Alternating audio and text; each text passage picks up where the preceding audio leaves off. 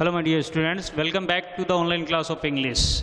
In this class, I am going to explain an important question that is job application or job letter. Let's look at the question. The question is write a letter to the principal. मैं इसमें आपको job letter explain करने जा रहा हूँ, job letter समझाने जा रहा हूँ। जैसा कि इससे पहले हमने टाइप्स ऑफ लेटर्स है वो पढ़ लिया और अब मैं शुरुआत कर रहा हूँ जॉब एप्लीकेशन या जॉब लेटर से। चाहे मैं जॉब एप्लीकेशन कह सकता हूँ या चाहे जॉब लेटर कह दो, एक ही बात है यहाँ पर। और देखो यहाँ पर क्वेश्चन को देखो, राइट ए लेटर, एक लेटर लिखो to the principal of, principal को लिखना है Gudha public senior secondary school Gudhagor ji. जैसे कि ये संस्था, किसको लेटर लिखना है ये क्वेश्चन में हमें मिल जाएगा, किसको लेटर लिखना है और किस पर्पज से लिखना है, ये बात भी, ये दो बातें ऑलरेडी हमें हमेशा क्वेश्चन में मिलती है। तो किसको लिखना है, प्रिंसिपल को। प्रिंसिपल कहाँ का है, Gudha public senior secondary school Gudhagor जी, ये स्थान आ गया। किस लिए लिखना है, for the post of an experience lecturer in English, English में एक अनुभवी लेक्चरर की पोस्ट के लिए, इंग्लिश के लेक्चरर की पोस्ट के लिए यहाँ पर प्रिंसिपल को, जो Gudha public senior secondary school के हैं, उनको लेटर लिखना है आपको। बस इतनी बात बता दी। ये बताने के बाद में आपको लेटर लिखना है और इसका फॉर्मेट मैं ऑलरेडी आपको एक्सप्लेन कर चुका हूँ। तो देखो यहाँ पर सबसे पहले देखो, आपको समझाया था कि इस कॉलम में सेंडर से एड्रेस होता है, लिखने वाला या भेजने वाला अपना एड्रेस लिखता है और एड्रेस इस तरह से देखो 15 कोमा। तो यहाँ पर 15 क्या है, ये हाउस नंबर है, हाउस नंबर 15 है और स्ट्रीट नंबर 5। जैसे कि गलियाँ होती है कॉलोनी की अलग अलग मेन और सब, जैसे कि छोटी छोटी पतली गलियाँ होती हैं उनको लेन्स कहते हैं और मेन स्ट्रीट रोड होती है उसको स्ट्रीट कहते हैं। तो स्ट्रीट नंबर 5 है यहाँ पर। और आनंद विहार की स्ट्रीट नंबर 5 है जो मालवीय नगर में जयपुर, या आपने एड्रेस दे दिया इस तरह से। यहाँ पर याद रखो, न तो फुल स्टॉप लगाना न कोई कोमा लगानी है, इस बात का विशेष ध्यान रखना। कोमा सिर्फ यहाँ पर आएगी और यहाँ पर आना जरूरी है।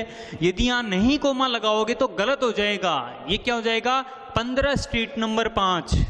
जैसे कि आपने लिख दिया 15 आनंद विहार और कोमा नहीं लगाई तो ये क्या हो जाएगा, 15 आनंद विहार हो जाएगी। ठीक है, इसीलिए यहाँ पर कोमा लगानी जरूरी है, अनिवार्य है। और यहाँ पर आगे कोमा नहीं लगानी है, यहाँ पर कोई फुल स्टॉप वगैरह भी नहीं लगाना है।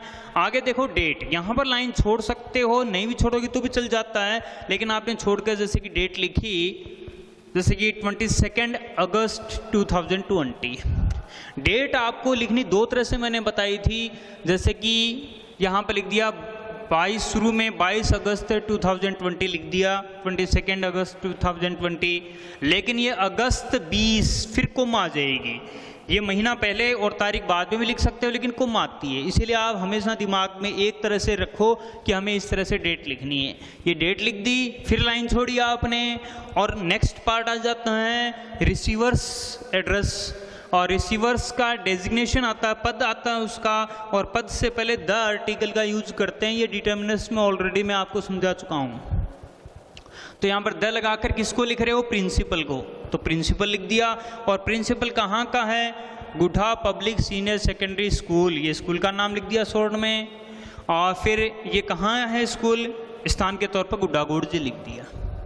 ठीक, ओके। इसके बाद में देखो लाइन छोड़ने के बाद में सब्जेक्ट, सब्जेक्ट मतलब विषय, किस विषय में, तो आपने लिखा for the post of N experienced lecturer in English. किसके लिए लिखना है, for the post of an experience lecturer in English. भाई किस लिए लिखना है, ये बात हमेशा ऑलरेडी क्वेश्चन में होती है, इसीलिए हमने विषय में भी वही लिखना है, सब्जेक्ट में भी यही बात लिखनी है कि किस लिए लिखना है, तो वो यहाँ पर लिखेंगे अपन। ठीक है, ओके। इसके बाद में देखो यहाँ लाइन छोड़कर संबोधन, सर, सर लिखा, सर के बाद में कोमा लगा के इसके जस्ट नीचे से लिख सकते हो, या आप ऐसा भी लिख सकते हो सर, सर के नीचे यहाँ से भी स्टार्ट कर सकते हो। लेकिन जनरली ओल्ड पैटर्न के अनुसार सदा से चल रहा है, देखो कोमा और फिर इसके नीचे से लिखना। तो आप इस तरह से लिखो सर कोमा, उसके नीचे वाली लाइन से लिखना स्टार्ट किया आपने। देखो एकदम इजी लैंग्वेज में लिखा है और आपको सिर्फ एक जॉब लेटर ये तैयार करना पड़ेगा आपको, चाहे किसी भी तरह का जॉब लेटर आए आप आसानी से कर पाओगे और फुल मार्क्स आसानी से मिलेंगे आपको, और लेटर भी इजी है। बस ध्यान देने की ज़रूरत इतनी है कि आपको ये लेटर अच्छे से समझना है, अच्छे से पढ़ना है।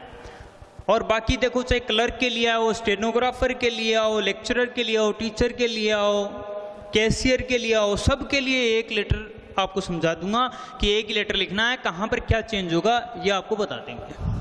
तो देखो यहाँ स्टार्ट कर रहे हैं कि दिस एप्लीकेशन, क्योंकि आप जो लिख रहे हो ये एक एप्लीकेशन है या लेटर बोल दो, चाहे दिस लेटर या this application. This application is in response, response का मतलब जवाब में, इन रेस्पॉन्स का मतलब क्या है कि जवाब में। This application is in response किसके जवाब में है, टू योर एडवर्टीजमेंट इन दैनिक भास्कर, आपका दैनिक भास्कर में विज्ञापन है, आपका दैनिक भास्कर में विज्ञापन के जवाब में ये एप्लीकेशन है। और जो दैनिक भास्कर में विज्ञापन है वो किस तारीख को दिया था, देखो डेट के आगे ईडी लगा, डेटेड, मतलब किस तारीख को दिया गया जो विज्ञापन है उसके जवाब में ये एप्लीकेशन है, वो तारीख है। आगे देखो आप यहाँ पर है 10 अगस्त 2020, इस तारीख को क्या है यहाँ पर ये विज्ञापन दिया गया। किस लिए दिया गया यहाँ पर, for the post of N experienced lecturer, for the post of N experienced lecturer in English. फिर से आ रहा है देखो यहाँ पर जैसे कि this application is in response, यह है जो एप्लीकेशन है वो किस जवाब में है, किसके जवाब में, आपके विज्ञापन के जवाब में है, जो किस तारीख को दिया गया था, बैक डेट, बैक डेट लिखनी है। देखो जिस तारीख को आप लिखते हो उससे 5-10 दिन की पहले की तारीख आपको लिखनी पड़ेगी। 10 अगस्त, जैसे कि आज 22 है तो आपने यहाँ पर बैक डेट में लिखा जैसे कि 10 अगस्त 2020, किस लिए, for the post of an experience lecturer in English, English के एक अनुभवी लेक्चरर की पोस्ट के लिए 10 अगस्त की तारीख को दिया हुआ दैनिक भास्कर में जो विज्ञापन है उसके जवाब में यह एप्लीकेशन है, इस तरह से। इसके बाद में देखो आई वांट, मैं चाहता हूं क्या, टू अप्लाई, आवेदन करना, for the same, for the same मतलब इसी के लिए, मतलब इसी पोस्ट के लिए मैं आवेदन करना चाहता हूं। आगे देखो, बस एक बात बता दी, फिर कुछ अलग हटकर बताना चाह रहे हो तो आपने पैराग्राफ चेंज कर दिया। तो देखो, I have 8 years teaching experience, आपको 8 साल का पढ़ाने का अनुभव है। एट प्रेजेंट का मतलब क्या है, वर्तमान में। आई एम टीचिंग, मैं पढ़ा रहा हूं। एट ए रेपुटेड, रेपुटेड का मतलब क्या है, प्रतिष्ठित, रेपुटेड मतलब प्रतिष्ठित, रेपुटेड कोचिंग सेंटर इन जयपुर, और वर्तमान में मैं जयपुर के एक प्रतिष्ठित कोचिंग सेंटर में पढ़ा रहा हूं, ठीक, ओके। इसके बाद में students like my teaching method, like मतलब पसंद करना, स्टूडेंट्स मेरा जो पढ़ाने का तरीका या विधि है उसको पसंद करते हैं। ये बात बता दी यहाँ पर कि 8 साल का अनुभव है, वर्तमान में कहाँ पढ़ा रहे हैं इसका जिक्र कर दिया, और स्टूडेंट्स पढ़ाने का जो तरीका या मेथड है उसको पसंद करते हैं। बस इसके बाद में फिर अलग कुछ बताना चाह रहे तो फिर पैराग्राफ चेंज कर दिया आपने। और देखो अब आगे, अब रीजन बताना पड़ेगा कि वहां से यहां पर क्यों आना चाह रहे हो आप। सिंस का अर्थ क्या है, चूंकि सिंस माई फैमिली इज स्टेशन्ड इन झुंझुनू, क्योंकि मेरा परिवार झुंझुनू में है। स्टेशन का मतलब जहां पर रहना, ठहरे हुए होना या होना। सिंस माई फैमिली इज स्टेशन्ड इन झुंझुनू, क्योंकि मेरा परिवार झुंझुनू में है और नौकरी कहां कर रहे हैं, जयपुर में, ठीक है। और अब जो अप्लाई कहाँ कर रहे हैं, झुंझुनू में, ताकि घर का कार्य भी कर सके और नौकरी भी कर सके। और जयपुर दूर है तो वो प्रॉब्लम होती है अपना सामाजिक कर्तव्य निभाने में और नौकरी करने, एक साथ कार्य करने में। तो ये रीजन वो बताने चाह रहे हैं। तो देखो इसको, since my family is stationed in Jhunjhunu, चूंकि मेरा परिवार झुंझुनू में है, सो इसीलिए इट इज टू का मतलब क्या? अत्यधिक या अधिक, अत्यधिक या अधिक। So it is too difficult, difficult मतलब कठिन, फॉर मी मेरे लिए, इसलिए मेरे लिए अत्यधिक कठिन है। क्या कठिन है? To serve my old parents, मेरे वृद्ध माता पिता की सेवा करना। To fulfil my social duties, मेरा सामाजिक कर्तव्य निभाना। ड्यूटीज मतलब कर्तव्य, मेरा सामाजिक कर्तव्य निभाना। टू फुलफिल का मतलब है पूर्ति करना, ना अर्थ देगी। To fulfil my social duties, मेरा सामाजिक कर्तव्य निभाना। And to do the job, और नौकरी करना। साइमल्टेनियसली का मतलब एक साथ, एक ही समय में एक साथ इन सारे कार्यों को करना मेरे लिए अत्यधिक कठिन है या बहुत कठिन है। कारण बता दिया कि मेरा परिवार झुंझुनू में है, इसीलिए मेरे लिए मेरे वृद्ध माता पिता है उसकी सेवा करना, सामाजिक कर्तव्य निभाना और साथ ही नौकरी करना मुश्किल है। सो इसीलिए आई एम इन ग्रेट का अर्थ क्या यहाँ पर है? अत्यधिक। इन ग्रेट नीड मतलब आवश्यकता, नीड का अर्थ क्या है? आवश्यकता। So I am in great need of a job in Jhunjhunu near Gudhagod ji, इसीलिए गुड्डागोड़ जी के नज़दीक झुंझुनू में नौकरी की मुझे अत्यधिक ज़रूरत है, अत्यधिक आवश्यकता है। बस ये कारण बता दिया। ये कारण बताने के बाद में फिर आप कुछ अलग बताना चाह रहे हो तो फिर पैराग्राफ चेंज कर दिया। वो क्या है? I am enclosing. एनक्लोज का अर्थ क्या है? संलग्न करना। एनक्लोज मतलब संलग्न करना, साथ लगाना, संलग्न करना। आई एम एनक्लोजिंग, मैं साथ इस एप्लीकेशन के साथ संलग्न कर रहा हूँ या साथ लगा रहा हूँ। I am enclosing here my complete biodata, मैं यहाँ पर मेरा पूरा बायोडाटा। क्या होता है बायोडाटा? मतलब अपने बारे में सारी डिटेल। बायोडाटा को करिकुलम विटे भी कहते हैं। इसको क्या कहते हैं? करिकुलम विटे भी कहते हैं, इसको रेज्यूम भी कहते हैं। इसके 3 नाम है, बायोडाटा, करिकुलम विटे और रेज्यूम। तो यहाँ पर एकदम सरल सी स्पेलिंग है बायोडाटा। अब क्या कहा जा रहा है देखो, I am enclosing here my complete biodata, मैं यहाँ पर मेरा समूचा बायोडाटा साथ लगा रहा हूँ फॉर योर पेरूजल। पेरूजल का मतलब क्या है? यहाँ पर परख, आपकी सारी जानकारी, आपकी परख के लिए मैं मेरी सारी डिटेल इसके साथ लगा रहा हूँ। इसका मतलब ये है। आई अश्योर, अश्योर का मतलब विश्वास दिलाना। आई अश्योर यू, मैं आपको विश्वास दिलाता हूँ किस बात के लिए? ऑफ माई सिंसियर सर्विसेस, मेरी निष्ठापूर्ण सेवाओं के लिए मैं आपको विश्वास दिलाता हूँ। इफ, यदि, दिस अपॉर्चुनिटी, यह अवसर, इज गिवन, पैसिव में देखो, इज गिवन टू मी, मुझे दिया जाता है तो, यदि यह अवसर मुझे दिया जाता है तो मैं मेरी निष्ठापूर्ण सेवाओं के लिए आपको विश्वास दिलाता हूँ। इस तरह से आपने क्या है ये बात कही। ये करने के बाद में अब एंडिंग लाइन लिख रहे हो आप। एंडिंग में क्या लिखोगे? अवेटिंग का मतलब इंतजार में या इंतजार करते हुए। Awaiting for your positive response. Positive response का मतलब क्या है? सकारात्मक यहाँ पर जवाब। रेस्पॉन्स का अर्थ क्या है? जवाब, जवाब। और आपके सकारात्मक जवाब के इंतजार में कौन? योवर्स फेथफुली, आपका विश्वास पात्र।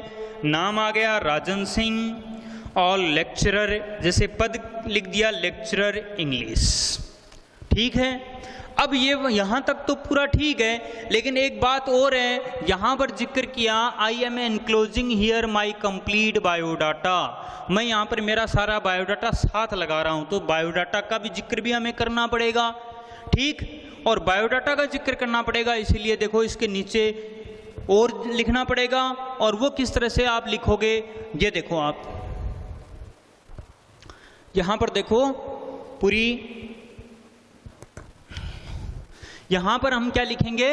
यहां पर जिक्र करेंगे बायोडाटा का। यहां पर अपन जिक्र कर देते हैं बायोडाटा।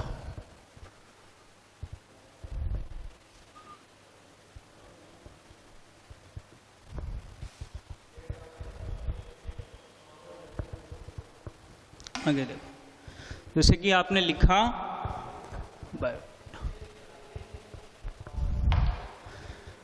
यहां पर सीधा आ गया एनक्लोजर, एनक्लोजर्स, ठीक है, यहां पर एनक्लोजर्स आ गया। एनक्लोजर्स में आपने किसका जिक्र किया, जैसे कि आपने कर दिया बायोडाटा, ये लो, और हेडिंग डाल दी यहां पर आपने बायोडाटा को, जैसे कि बॉक्स बनाकर लिखोगे आप इस तरह से, बायोडाटा का जिक्र है वो आप बॉक्स में करोगे।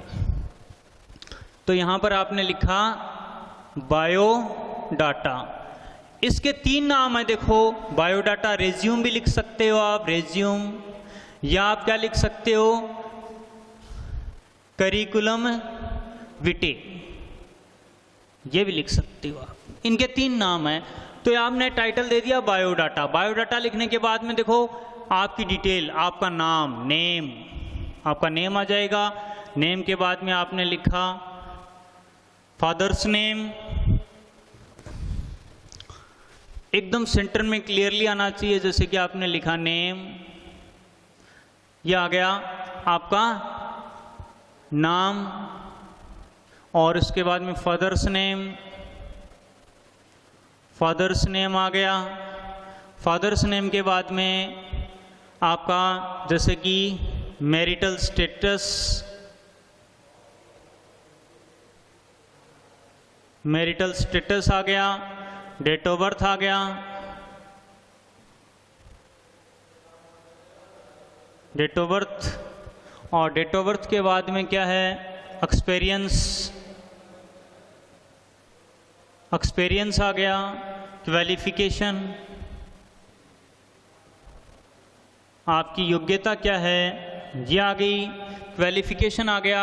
इसके बाद में देखो एक्सपेक्टेड सैलरी, एक्सपेक्टेड सैलरी आ गई,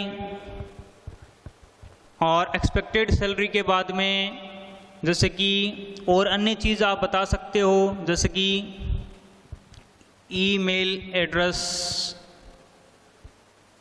मोबाइल, ईमेल एड्रेस से पहले आप रेफरेंस लिखो, इसमें रेफरेंस, रेफरेंस, और हॉबी या इंटरेस्ट लिख सकते हो आप, हॉबी या इंटरेस्ट, ये लिखने के बाद में लास्ट में आप ईमेल लिख सकते हो, ईमेल या ईमेल मोबाइल नंबर लिख सकते हो, ईमेल लिख दिया, दोनों लिख सकते हो, या ईमेल एड्रेस, ठीक है, और यहाँ लास्ट में लिख दिया आपने मोबाइल नंबर, बस इसका जिक्र करना है। फिर ये बॉक्स पूरा बंद कर देना, ये आपका पूरा जॉब लेटर पूरा हो जाएगा। अब इसमें आप देख सकते हो नाम आप लिख सकते हो अपना, फादर्स नेम लिख सकते हो, मैरिटल स्टेटस में जैसे कि आपने लिखा मैरिड, जनरली मैरिड होता है, फिर डेट ऑफ बर्थ लिख दिया आपने, जैसे कि डेट ऑफ बर्थ आपने लिखा जैसे कि 24 अप्रैल और इस तरह से, और 1992 लिख दिया आपने, और एक्सपीरियंस यहाँ पर लिख दिया, जैसे कि वहाँ पर एक्सपीरियंस 8 साल का, तो यहाँ पर भी लिखोगे 8 इयर्स। क्वालिफिकेशन लिख दिया, जैसी यहाँ पर पोस्ट है उसके अकॉर्डिंग क्वालिफिकेशन, क्वालिफिकेशन में जैसे लेक्चरर है तो आपने लिखा MA and BEd in English, ठीक है। इसके बाद में जैसे कि इतना लिख दिया, और एक्सपेक्टेड सैलरी, सैलरी में क्या है नेगोशिएबल, नेगोशिएबल, नेगोशिएबल का अर्थ होता है समझौते के अकॉर्डिंग, ठीक है। रेफरेंस, रेफरेंस में देखो जहाँ का आपको अनुभव है उसका जिक्र करते हैं, जैसे कि आपको अनुभव कहाँ का है, यहाँ कौन से कोचिंग सेंटर, कोचिंग सेंटर का नाम नहीं है यहाँ पर, यदि कोचिंग सेंटर का नाम भी होता है तो यहाँ पर जिक्र करते हैं, तो आप लिखोगे टारगेट कोचिंग सेंटर, कोई भी नाम लिख दिया, टारगेट कोचिंग सेंटर, ठीक, इन जयपुर, जयपुर लिख दिया आपने, ठीक। ये लिखने के बाद में आपको जैसे कि एक से ज़्यादा संस्थाओं का अनुभव है तो यहाँ पर नंबर लगाकर एक से ज़्यादा संस्थाओं का नाम भी लिख सकते हैं। हॉबी या इंटरेस्ट टीचिंग, बस टीचिंग है, पढ़ाना एक हॉबी है। ईमेल एड्रेस को देख सकते हो आप, जैसे कि नाम से, नाम आपका क्या है, राजन सिंह है। सपोज करो आपने लिखा राजन सिंह, तो यहाँ पर भी आप राजन से कर दो, राजन mail@com,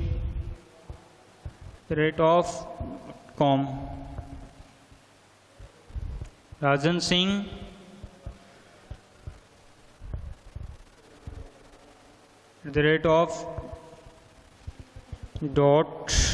.com, इस तरह से आपने लिख दिया। ये क्या है, एक ईमेल आईडी बन गई आपकी, और मोबाइल नंबर एनी 10 नंबर्स, जैसे कि 9826 से, इस तरह से क्या है, आपने 10, बस इस तरह से आपने इसका जिक्र कर दिया। ओके, यहाँ पर .com लगा दिया, बस यह आपका पूरा का पूरा बायोडाटा हो गया। और मैं अगली क्लास में आपको समझाऊंगा कि किस तरह से क्या है, एक ही यहाँ पर इसमें किस तरह से आप चेंज कर सकते हो, और दूसरा यदि क्वेश्चन आ जाता है तो यही लाइनें किस तरह से आप लिख सकते हो। Okay, thanks, that's all in this class, thank you very much.